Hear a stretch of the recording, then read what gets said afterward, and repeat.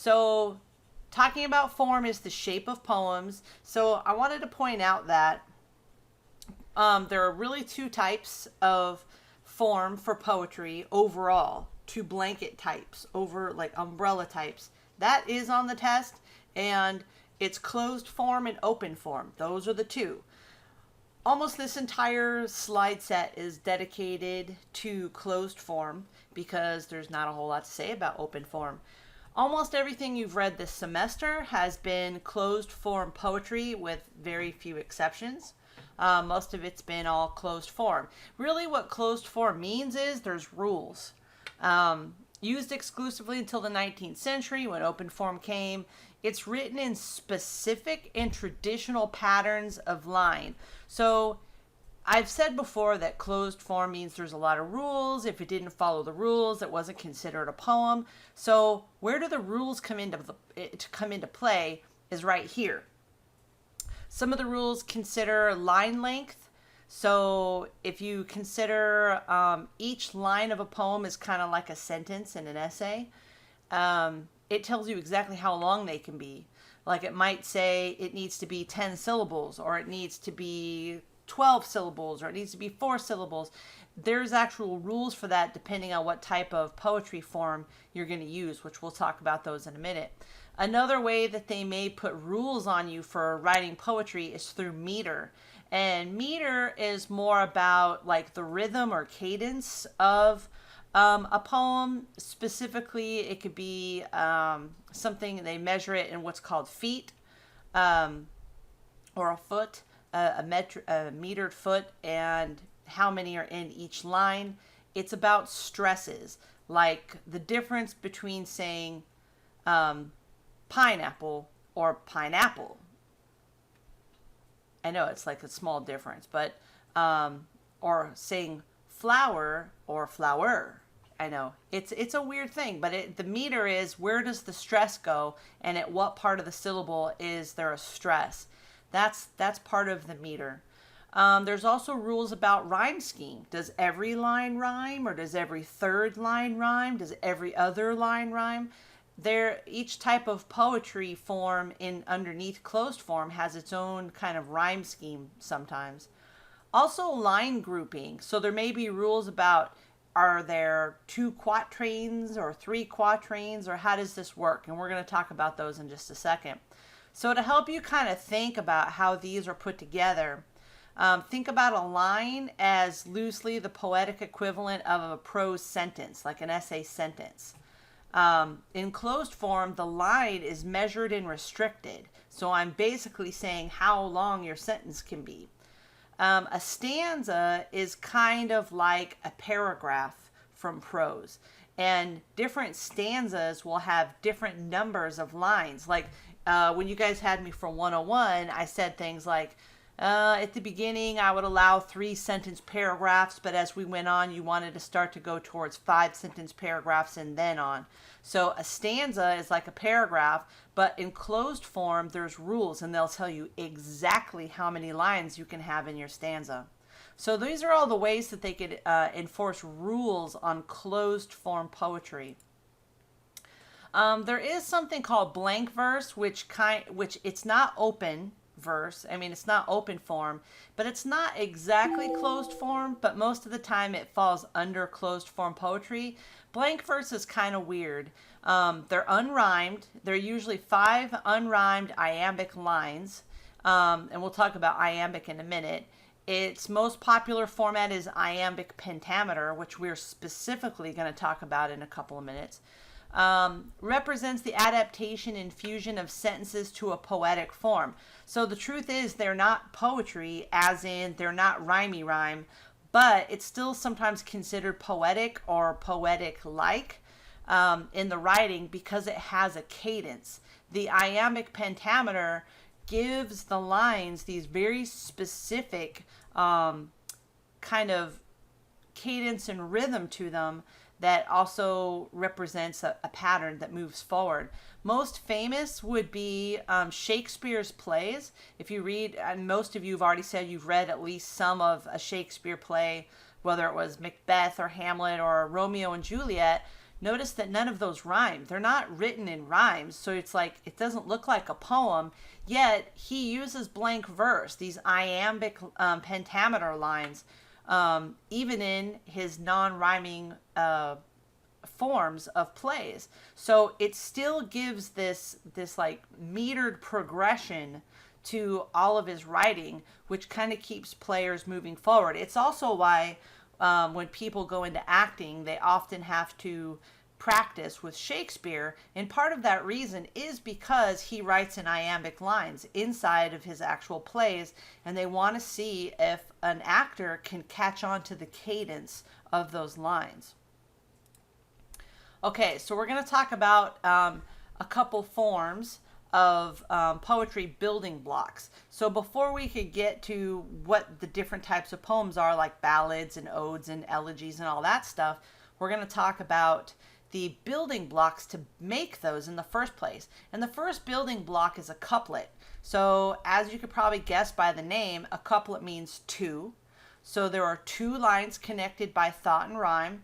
It's considered the shortest distance of closed form poetry. Now, most of the time when you see a couplet, it's going to be inside of a bigger piece of poetry.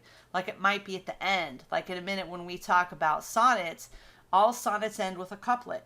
However, there are some writers or poets that actually just write with a couplet. They just have a couplet. And we'll probably see that next week when you guys come back. We will we'll talk about Alexander Pope's couplet. He writes a two-line poem where the name of the poem is actually longer than the poem. So any length can work, but most English couplets are written in iambic tetrameter or iambic pentameter, 4 stresses or 5 stresses. So that's 8 syllables and 10 syllables. Chaucer used them a lot, 14th century, so back to Canterbury Tales. Dryden used them, and Pope will actually read one by Pope next week. It's often called a heroic couplet or a neoclassic couplet. I don't hear people call it a neoclassic couplet very often. This was like a movement later to go back to the old ways of poetry. Most people just call it a heroic couplet or a couplet. A heroic couplet may be used to contrast amusing and ironic actions and situations. Think about the end of My Mistress's Eyes Are Nothing Like the Sun.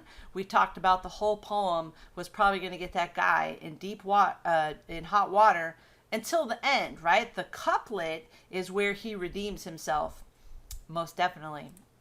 Okay, so if a couplet is 2, then a tercet or a triplet is 3.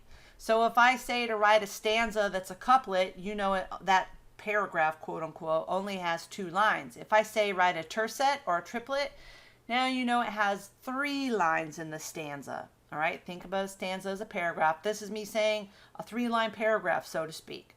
A 3-line stanza. It could be written in any line length or meter, so it depends on what it's built into, and commonly contains 3 rhymes. So this is actually a tercet of 3. There's 1, 2, 3 lines, 4, 5, 6, 7, 8, 9. This would actually be 3 lines or 3 stanzas of 3, and they all rhyme within themselves. So if a tercet is 3, then a quatrain is 4. So a quatrain is a unit of 4 lines. It is the most common and adaptable stanza building block. It's in tons of different types of poetry builds. It's written in any line length and meter. It really depends on what it's stuck in. Like, is it in a hymnal? Is it put in a ballad? Is it put in a song? Or is it put in a sonnet? Depending on what you're putting the quatrain into, this is a common paragraph stanza length of 4 lines.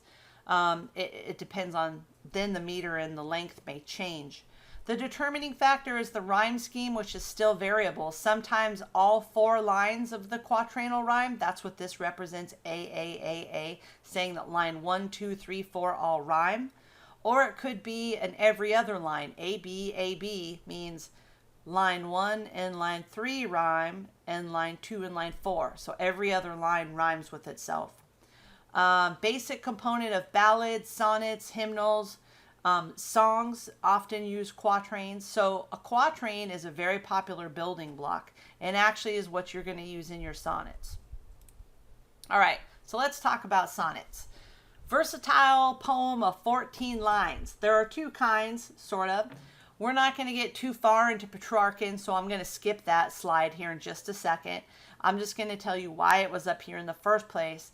A lot of people credit Shakespeare with being the creator of the ultimate sonnet, but the truth is that it was created by and known by some guy named Petrarchan, who was Italian. And what happened was, in Italian, the rhyme scheme was different than it is now. And the reason is, if you think about how Italian is, Italian language has very similar word endings in the bulk of its words. So you could rhyme words all over the place. If you said, hey, there's 14 lines and all 14 of them have to rhyme with each other, you could easily pull that off in Italian.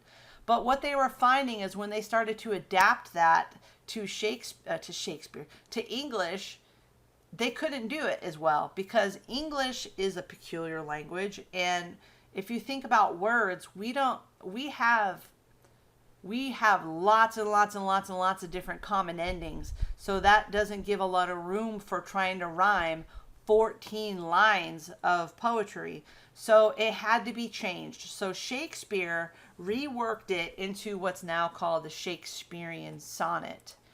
And we're going to look at, let's look at that in just a second. First, I'm going to talk to you guys about what iambic pentameter is.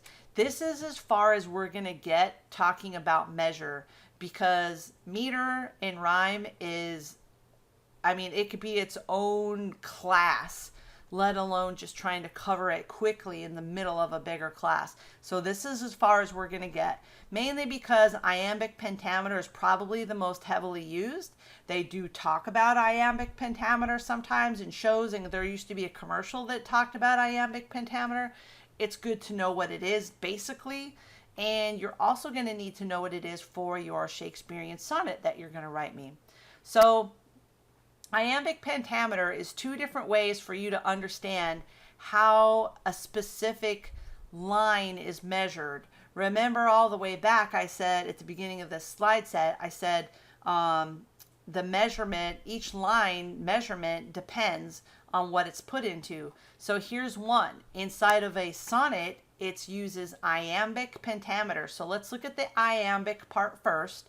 The iambic part means that each foot, because poems are measured in a foot instead of words, because if I was reading a sentence, think about if I said, hey, you guys have to have 250 words in this journal. So word would be counting words, which usually that means every 7 letters or something like that. But in poetry, they count it by something called a foot.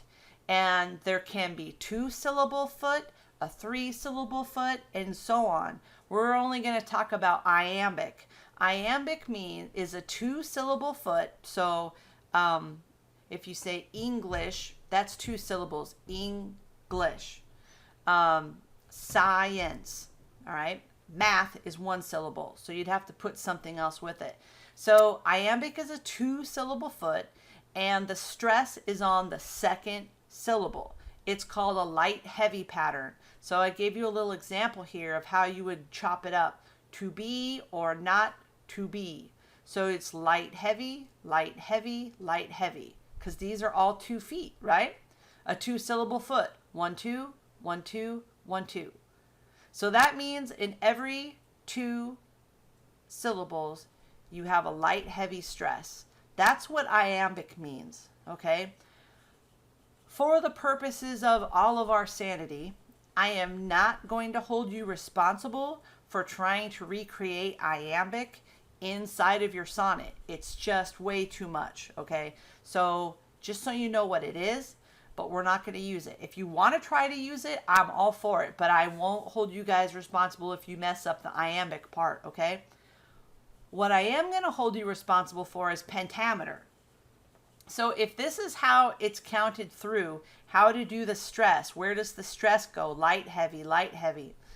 Pentameter tells you how many feet are going to be in that line length. So I told you how big the feet are, 2 syllables. The second part tells you how many of those feet are going to be in a line length. So pentameter, think pent, like pentagram, or the penthouse. That is not what I meant to say. That was just wrong. So pent means 5. It's 5 points, right? So pentameter means you're going to have 5 2-syllable feet. So 2 times 5 is 10, right? Pent means 5. There's 5 iambic feet, and each iambic foot is 2 syllables. The bottom line is it's a 10-syllable line. So what I will hold you guys responsible for is that each one of your lines in your 14-line sonnet needs to be 10 syllables long. Sometimes the easiest way to measure syllables is by clapping, right? Like English, science. So you could try doing it that way, or tapping. Some people will tap. Okay. So Shakespearean sonnet. I already said this. Recognize there are fewer rhyming words in English than Italian. Adapted the sonnet to fit the problem. So here's what's included in a sonnet. 3 quatrains and a concluding couplet. So there's your 14 lines, right? 3 quatrains. Each quatrain has 4 lines. So that's 3 times 4 is 12, plus the couplet, 13, 14. Okay? The rhyming pattern is A, B, A, B, C, D, C, D, E, F, E, F, G, G. I'm just going to tell you right now that there is a question on the test that asks you, what is the rhyme scheme of a Shakespearean sonnet? Lo and behold, here is the answer. A, B, C, D, C, D, E, F, E, F, G, G. Now really quickly, let me show you what in the heck that means, because it just looks like a bunch of nonsense right there. Let me pull up Word real quick. And this may help you look at the poem all together. Okay, so A, B, whoops. C, D, C, wow. C, D, E, F, G, G. All right, so what does this all mean? Really what this is it's showing you the rhyme scheme for the poem. Look, 1, 2, 3, 4. That's a quatrain. 1, 2, 3, 4. There's another quatrain. 1, 2, 3, 4. There's your third quatrain. 1, 2. There's your couplet. So it's laying out the pattern, first of all, for the Shakespearean sonnet, because it has 3 quatrains and a couplet. There's your 14 lines. So what does the A, B, and all this stuff mean? It means here's how you rhyme it. So the A rhymes with the A. The B rhymes with the B. It's basically telling you that every other line rhymes. A and A, B and B, C and C, D and D, E and E, F and F, G, G. The last 2 rhyme together because it's a couplet. So it's giving you the rhyme scheme. That's all these letters are there is to represent which lines rhyme together, giving you a pattern, okay? So my expectation for your guys' sonnets is you're going to give me a 14-line sonnet that's separated like this, quatrain, quatrain, quatrain, couplet, that you have this rhyme scheme, A, B, C, D, C, D, E, F, G, G, right? So every other line rhymes except for the couplet rhymes together. And lastly, that each one of these lines that you build are 10 syllables long, okay? That's how you're going to write your sonnet. It could be on any topic. I don't care. I'm not going to be judging you on how spectacular your sonnet ends up. What I'm going to be grading you on is, do you have 14 lines? Are they 10 syllables each? And did you follow the rhyme scheme? That's what I'm going to grade you on specifically, okay? So make it about whatever you want and give it a title. Okay, so let's go back to this. So that's what I'm looking for, right? The rhyming pattern, A, B, C, D, E, F, G, G. It's a 4-part argument on a single thought or emotion. Each quatrain contains a separate development of the sonnet, central idea or problem. So it's like a story moving forward. And and the couplet provides the climax or the resolution, just like it did in the My Mistress's Eyes or Nothing Like the Sun. Okay, so just a few more types of closed forms that you might need to be aware of. Songs or lyrics are actually part of closed form. Even though they're all different from each other, the fact that they have their own internal rules, because they have their own repetitive patterns.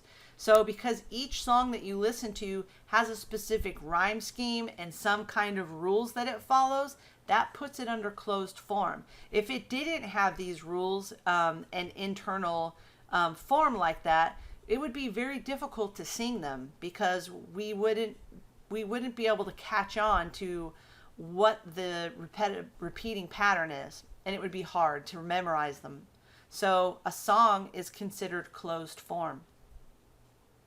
There's a type of poem called an ode. I didn't make you read any this semester because they're usually really long and they're kind of rambly.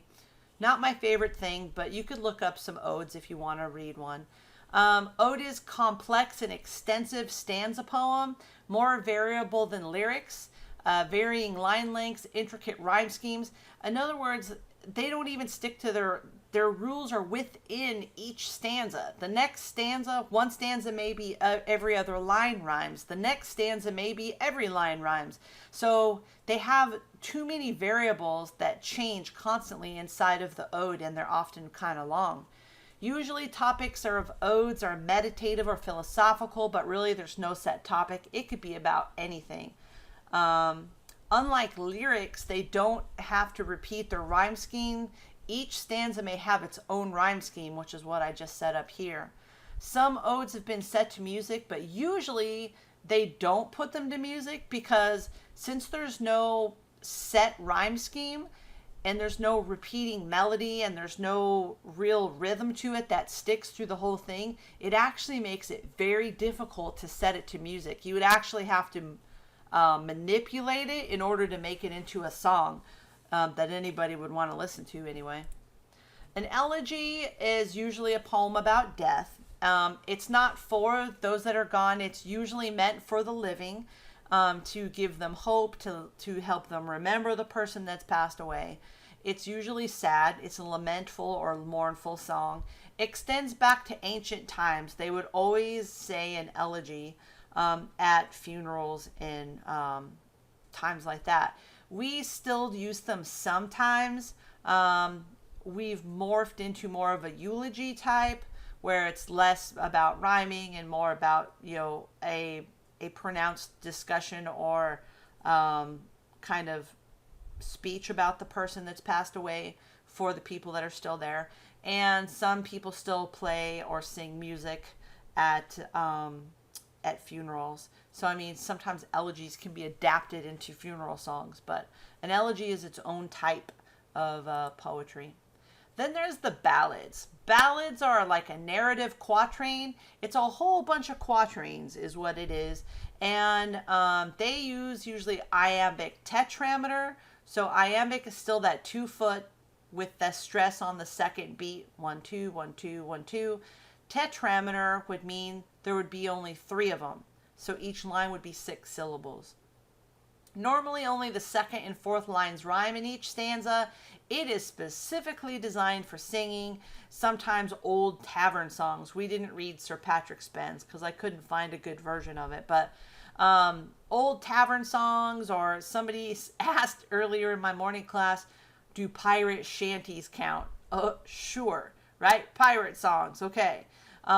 It helped them relive glory days or sing praises about heroes, and it's just something that they would sing in some taverns. One of the people in my morning class today said that he's been in a tavern where they sing these all night long, and he said after about 20 minutes he was singing along with them. And the reason is it uses a very simple quatrain, so it's just 4 lines, 4 lines, 4 lines, 4 lines, and always the second and fourth lines rhyme, and then they kind of rinse and repeat. So after a couple of minutes of listening, the idea is that you could easily join in and sing along. That's the whole point of doing it. And usually beer goes with that. Haiku, is a very small poetry type and considered complete. It's only made up of a complete 17 syllables from beginning to end. It's 3 lines, so it's considered a tercet, right? Because there's 3 lines. And the syllables are like this. The first line is 5 syllables, the second is 7, and the third is 5. That's tiny. I mean, there's words that are 5 syllables. So somehow in these little teeny 17 syllables, you have to find a topic that brings about a unique observation, a unique observation or insight into life, and it's derived through nature. That makes these very tiny and extremely difficult because of the strict rules to write. So they're not easy, but they're pretty neat. A hymnal, if anybody goes to church, the hymnal is in the big book in front of you in the pew. It's filled with 100 hymnals in there. It's a very common measure and again uses quatrains. So instead of all the quatrains with the beer, this is all these quatrains with a religious content. And they usually use a rhyme scheme, though, of A, B, C, D, kind of like a sonnet, but it just keeps going on and on. There's not a couplet at the end. They sometimes call them hymnal stanzas, so they're religious in content, and they're usually sang in church. So the last of the closed forms would be the limericks. Limericks are 5-line forms that usually go A, B, B, A. So the first 2 lines rhyme, the second 2 lines rhyme, and the 5th line rhymes back again with the first. It's usually kind of dirty in nature. In fact, they usually make big books called Book of Dirty Limericks. So I didn't have any examples of those. And they're often sang in taverns also. So overall, kind of looking at closed form poetry in general, through many contemporary poets considered closed forms too restrictive. They didn't like all these rules on everything, the rhyme scheme, the line length, the syllable stresses. So closed form has always provided a framework and a challenge to poets to express new and fresh ideas, attitudes, and feelings. So if you get nothing out of this whole set of discussion right here, maybe it's a newfound respect for poets that can say so much within such confined rules of these types of poems, which you're about to try to do yourself in the sonnet. Open form only has really one main thing here. Open form poetry is the other type. So we had closed form and we have open form. Open form eliminates all the restrictions of closed form. It makes each poem unique and unpredictable. They used to call it free verse, but they don't really say that anymore. They say open form. There could be prose poems, which really is not any rhyming at all, but a progression of images in some kind of rhythm or cadence of language still makes it like a poem. So free in form and variable in content. It could be about anything and it could change 1,000 times inside of itself. So no rules means there's not a lot to talk about it. I didn't want to do much with the visual aspects, just to say that there are some poems that can be written in shapes. One of our books had shapes like a goose, one was a wave, sometimes they're squares. If you see a poem written in a shape, that means the shape is very important to the poem, so you probably need to